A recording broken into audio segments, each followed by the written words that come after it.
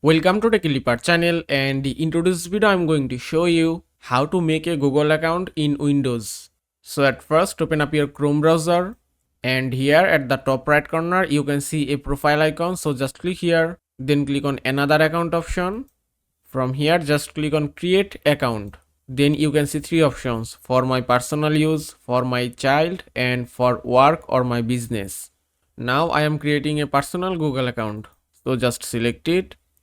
Then type your first name, and another is optional. I just skip this and then click on next.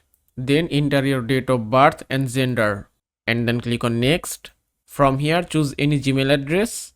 You can also create your own Gmail address. So just select it and then type your new Gmail address. Then just click on next. Then type your password. You have to create a strong password with a mixture of letters, numbers and symbols. You can also use small letters or capital letters. Then retype your password to confirm it. After that just click on next option. Now you have to use your smartphone. You have to just take your smartphone, then open up scan QR code option. Then you have to scan this QR code and open the link from your smartphone. Then you can find a verify option in your smartphone. Just tap on verify and give it a moment. And the verification is complete.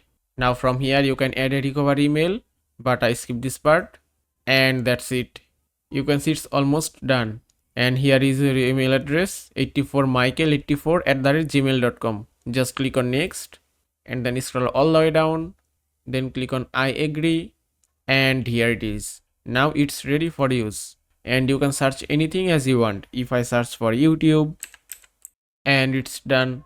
And that is how you can make Google account in Windows laptop or PC. I hope this video was helpful. If it was, please give it a thumbs up and don't forget to subscribe.